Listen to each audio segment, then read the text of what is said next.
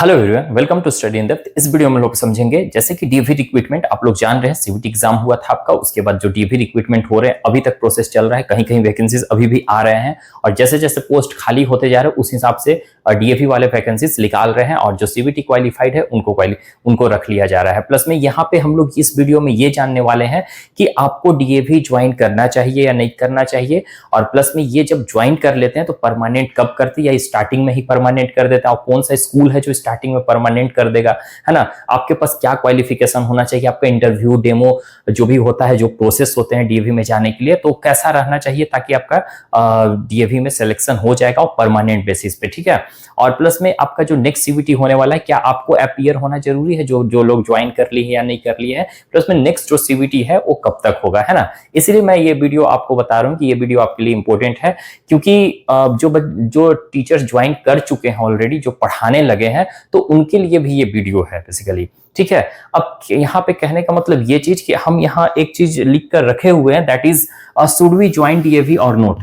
सो आपको ये DAV join करना चाहिए या नहीं करना चाहिए। तो देखिए, अगर आप कहीं नॉर्मल आप फ्रेशर हैं, फ्रेशर कैंडिडेट है, तो फ्रेशर कैंडिडेट को पहले तो चांस दे नहीं रहे इन लोग, बहुत मुश्किल से चांस दे रहा है। अगर चांस दे भी रहे हैं तो कैंडिडेट मतलब जितने भी पैनल बैठे हुए जो इंटरव्यू ले रहे हैं इंटरव्यूअर्स, तो उन लोग क्या कि उन लोग आपको फुल्ली सेटिस्फाइड करना हो रहा है तब जाकर। और इवन कि ऐसा देखने को भी मिल रहा है कि जो भी कैंडिडेट पूरी तरह से जो भी क्वेश्चंस पूछे जा रहे हैं, आंसर भी उनका रिप्लाई दे रहे हैं, प्लस में डेमो भी उनका अच्छा गया, फिर भी उनका कोई नोटिस को किसी तरह का कोई रिजल्ट वगैरह आउट नहीं हुआ। इवन कि बहुत सारे कैंडिडेट ऐसे भी हैं कि जिनका रिजल्ट आउट हो चुका है, उनको बुलाया भी गया है कि आपको नेक्स्ट मंथ में बुलाया जाएगा, उनको भी फिर से ये कहीं कोई इंफॉर्मेशन नहीं है और कहीं कहीं का रिजल्ट भी आउट नहीं हुआ है सिलेक्शन होने के बाद, और कहीं किसी को बुलाया भी नहीं जा रहा है, ठीक है। तो देखिए, इस प्रोसेस के हिसाब से हम लोग को देखना चाहिए। तो अगर हम देख रहे हैं कि आपको डीएवी ज्वाइन करना चाहिए नहीं, तो देखिए आपको अगर चांसेस मिल रहा है ज्वाइन करने के लिए, तो मेरे हिसाब से है कि आप ज्वाइन कर सकते हो। लेकिन बहुत सारे कैंडिडेट ऐसे हैं जिनको प्रॉब्लम हो रही है ज्वाइन करने में, क्योंकि ऑलरेडी कहीं कोई कॉन्वेंट स्कूल में अच्छे सैलरी पे वर्क कर रहे हैं, ठीक है, और कोई किन्हीं का है कि दूर के वजह से नहीं जा रहे हैं, कोई फैमिली में बझे हुए हैं। बहुत सारे ऐसे कैंडिडेट हैं फीमेल में कि उनका फैमिली यहाँ है, उनका डीएवी उनसे 150 200 किलोमीटर के अराउंड में है, वहां पे दे रहे हैं, तो वहां पे क्या परमानेंट दे रहे हैं, तो उनको शिफ्ट होना चाहिए या नहीं होना चाहिए, ठीक है। तो देखिए, हम तो फर्स्ट आपको यही सजेस्ट करेंगे जिनके साथ अगर आपको लग रहा है कि नहीं, आप सारा जो भी आपका प्रॉब्लम है, जो भी इश्यूज हैं, उसको आप मैनेज कर पा रहे हो अच्छे ढंग से, और स्कूलिंग भी आपका हो जा रहा है, तो अगर आपको चांसेस मिल रहा है तो आप डीएवी ज्वाइन कर लीजिए, ठीक है। आपको अगर ऐसा फील हो रहा होगा कि नहीं, हम डीएवी ज्वाइन करके फिर इसको हम कैसे रिजाइन करेंगे, रिजाइन के समय में कोई प्रॉब्लम तो नहीं होगी, तो ऐसा कुछ नहीं होने वाला। Simply you have to give the resignation letter to the principal, वो आपको रिजाइन के लिए कुछ नहीं कहेंगे। ये डीएवी जैसे प्राइवेट स्कूल में और भी होते हैं, एज इट इज यहाँ पे भी होते हैं, हाँ। लेकिन अगर आपको परमानेंट रख रहे हैं तो परमानेंट वाले कैंडिडेट जल्दी नहीं छोड़ते हैं। परमानेंट के लिए थोड़ा सा प्रोसेस हो जाता है छोड़ने का, और वो प्रोसेस आपको प्रिंसिपल बताएंगे। लेकिन उसमें भी क्या है ना कि आपको ऐसा नहीं कि उसमें भी आप स्किप कर सकते हो, लेफ्ट हो सकते हो, कोई इशू नहीं है, ठीक है। लेकिन उसका थोड़ा सा प्रोसेस लंबा होता है। लेकिन आपको अगर कॉन्ट्रेक्चुअल पे रखे हुए हैं तो कॉन्ट्रेक्चुअल में कोई इशू नहीं है, आप वहां से स्किप कर सकते हो। लेकिन थोड़ा सा प्रॉब्लम क्या होता है कि एक डीएवी से आप फिर दूसरे डीएवी में जाकर ज्वाइन करते हो, तो वहां पे आपको रीजन बताना होता है कि आप यहाँ पे उस डीएवी को छोड़कर आप यहाँ पे क्यों आए हो। तो अगर आपके पास ऑथेंटिक रीजन है तो कोई प्रॉब्लम नहीं है, आप सिंपली वहां पे बोल सकते हैं कि मेरा दूर था और यहाँ नजदीक है, इसके वजह से हम यहाँ ज्वाइन करना चाहते हैं। और स्कूल में हो जाने के बाद ट्रांसफर भी होता है, लेकिन जब परमानेंट आप हो जाते हो उसके बाद आप अपील कर सकते हो। कॉन्ट्रेक्चुअल में ट्रांसफर का प्रोसेस आई थिंक मेरे ख्याल से ना के बराबर होता है, ठीक है। तो आप डीएवी ज्वाइन कर सकते हो, कोई इशू नहीं है, ठीक है। तो डीएवी ज्वाइन करने के जो फ्रेशर कैंडिडेट अगर उनको चांस मिल रहा है तो आप 1 ईयर के लिए ज्वाइन कर लीजिए, ठीक है। आप 1 साल के लिए ज्वाइन कर लेते हैं तो क्या होगा कि आपको फिर आप अपीयरिंग में आ जाएंगे, आप फ्रेशर कैंडिडेट नहीं कहलाएंगे, ठीक है। तो अगर चांस मिलेगा तो आप ज्वाइन कर सकते हैं, कोई दिक्कत नहीं है। और ये देखिए प्रोसेस फॉर द परमानेंट आपको कब किया जाएगा। बहुत कैंडिडेट को देखा जा रहा है कि स्टार्टिंग में जब उनको रखा जा रहा है तभी उनको क्या किया जा रहा है कि परमानेंट कर दिया जा रहा है, लेकिन ये बहुत रेयर केस में होता है, ठीक है, रेयर केस में होता है।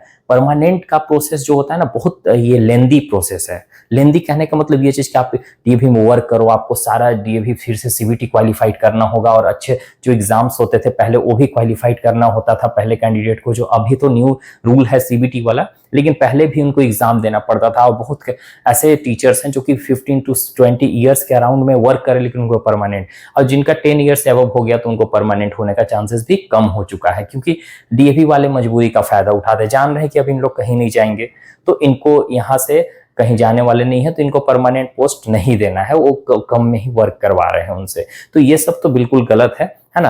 अगर कैंडिडेट एलिजिबल है, लग रहा है कि नहीं ये कैंडिडेट एलिजिबल है, तो उनको परमानेंट दे देना चाहिए। बहुत कैंडिडेट को अच्छे स्कूल में से project school, non project school होता है, तो आपको प्रोजेक्ट स्कूल अगर मिल रहा है तो आप आंख बंद करके ज्वाइन कर सकते हो। स्कूल नॉन प्रोजेक्ट के मुकाबले अच्छा होता है। और रही बात की प्रोजेक्ट और नॉन प्रोजेक्ट की, तो नॉन प्रोजेक्ट के लिए आप, और प्रोजेक्ट के लिए एक डिस्क्रिप्शन बॉक्स में लिंक दिया हुआ है, उस वीडियो को आप जाकर देख लीजिएगा, दोनों का डिफरेंस आपको पता चल जाएगा, ठीक है। और ये प्रोसेस जो होता है ना कि आपको स्कूल में पहले तो प्रिंसिपल को अच्छे से मतलब उनको लगना चाहिए कि नहीं आप एकदम सिंसियर टीचर हो, सारा बच्चे आपसे खुश हैं और अच्छा से पढ़ा रहे हो, तो आपको परमानेंट करने में कोई दिक्कत नहीं करेंगे, वो तुरंत परमानेंट कर देंगे। प्लस में बात करते हैं कि और आपको अच्छे से पढ़ाना है और 3 इयर्स तक मैक्सिमम पढ़ाना है, किसी किसी को तो 1 साल में भी कर देते हैं परमानेंट। और सीबीटी आपको जो ये नेक्स्ट सीबीटी होगा, नेक्स्ट सीबीटी ऐसे देखना जा रहा है कि नवंबर और दिसंबर में आपका नोटिफिकेशन आ जाएगा, मतलब इस दौरान आपका हो जाएगा नेक्स्ट सीबीटी। तो आपको अपीयर होना चाहिए या नहीं होना। देखिए जिनका परमानेंट हो चुका है ऑलरेडी, तो परमानेंट वाले कैंडिडेट भी आपको देना है, ठीक है। ऐसा नहीं कि नहीं देंगे, तो नहीं देने से भी कोई इशू नहीं होगा आपको, लेकिन आप दे देंगे तो ज्यादा बेटर रहेगा, है ना, क्योंकि आप ऑलरेडी परमानेंट है तो ऐसा ज्यादा प्रॉब्लम नहीं होना चाहिए। लेकिन जो परमानेंट नहीं हुए हैं उनको आपको 2 बार एग्जाम इसको देना है। जब जब एग्जाम होगा आपको 2-3 बार क्वालिफाइड एटलीस्ट करना होगा, ताकि उनको लगे कि नहीं आप एकदम एलिजिबल हो ये परमानेंट के लिए, तो परमानेंट पोस्ट आपको दे देंगे, ठीक है।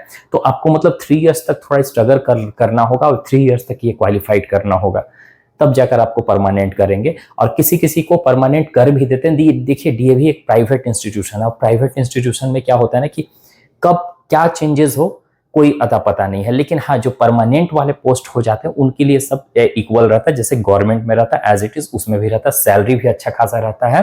तो अगर आप प्राइवेट में वर्क करना चाहते हैं तो प्राइवेट के लिए डीएवी तो बेटर है ही, लेकिन अगर उसके अलावा और भी जैसे डीएवी हेल हो गया और बहुत सारा ऐसा स्कूल होते हैं ब्रांडेड जो कि अच्छा सैलरी पे कर दे, तो आप वहां अगर हो जा रहा है तो आप वहां भी जा सकते हैं, वो भी परमानेंट पोस्ट दे ही देते हैं। संस्था वाले स्कूल बेसिकली परमानेंट पोस्ट देते हैं, उनको ग्रेड पे सैलरी वगैरह सब देते हैं, ठीक है। तो आप ऐसा नहीं कि डीएवी ही है इंडिया में अच्छा स्कूल, ऐसा नहीं, उसके अलावा भी बहुत सारे ऐसे स्कूल्स हैं जहां पे आप जाकर परमानेंट गवर्नमेंट से भी ज्यादा सैलरी देते हैं, ठीक है। तो आपको नेक्स्ट सीबीटी होगा, नेक्स्ट सीबीटी हम आपको बता दिए नवंबर दिसंबर में होगा। और देखिए ये वीडियो बेसिकली हम इंपॉर्टेंट इसलिए लिखे थे कि आप कमेंट इसमें करिए और कमेंट के हिसाब से ही हम आपका वीडियो बनाएंगे। और नेक्स्ट टाइम अगर कोई इशू होगा तो आप बताइएगा, हम उसके बारे में इंफॉर्मेशन लेंगे, क्योंकि वो बहुत सारा कमेंट मेरे पास आते हैं, तो उसके बारे में बेसिकली देखिए हम तो पूरा 100% श्योर नहीं रहते, लेकिन हम जानकारी लेकर हम आपको जानकारी देते हैं। तो आप एक बार कमेंट करके हमको बताइए क्या क्या इशू है, हम उस हिसाब से देखेंगे और उस हिसाब से हम फिर उसको एनालाइज करके उसका इंफॉर्मेशन लेंगे, और उसके बाद फिर हम आपको क्या करेंगे उसके बारे में जानकारी दे देंगे नेक्स्ट वीडियो के थ्रू, ठीक है। तो आप ऐसे ही जुड़े रहिए। और एक चीज और आपको हम थैंक्स बोलना चाहते हैं, बिकॉज आपके वजह से मेरा जो सेकेंड पेमेंट, थर्ड पेमेंट है यूट्यूब से आ चुका है, और उसके लिए बहुत बहुत शुक्रिया। और सब आप लोग बहुत ज़्यादा सपोर्ट कर रहे हैं, और इवन कि मेरे से जितना बन पाता है हम आपको इन्फॉर्मेशन देने का कोशिश करते हैं, क्योंकि मेरे से कॉन्टेक्ट में है बहुत सारे डीएवी के टीचर्स हैं, प्रिंसिपल हैं, तो उन्हीं के थ्रू हम ये जानकारी लेकर आपको जानकारी यहाँ इन्फॉर्मेशन देते हैं और चाहते हैं कि ऑथेंटिक जानकारी मिले। क्योंकि देखिए 100% कोई भी श्योर आपको यूट्यूब में नहीं बताएंगे, मतलब कुछ ना कुछ हल्का फुल्का रह ही जाता है, लेकिन हम इतना कोशिश करते हैं कि मेरा जो भी वीडियो बने तो वो एकदम 100% श्योर रहे। लेकिन 100% तो हम नहीं दे सकते हैं, लेकिन 90 से अबव चांसेस रहता है कि सही ही रहेगा, आप उसके लिए निश्चिंत रहिए। तो मेरा वीडियो के थ्रू प्राइवेट इंस्टीट्यूशन के रिगार्डिंग कोई भी किसी भी तरह कोई जानकारी हो, आप प्लीज कमेंट कर लीजिए, और डिस्क्रिप्शन बॉक्स में लिंक दिया होगा टेलीग्राम का, आप उससे भी जुड़ सकते हैं। और लाइक सब्सक्राइब कर लीजिएगा जरूर, क्योंकि नेक्स्ट टाइम जो भी डीएवी से रिगार्डिंग अपडेट आएंगे आपको यहाँ पे मिल जाएगा। Bye, take care everyone.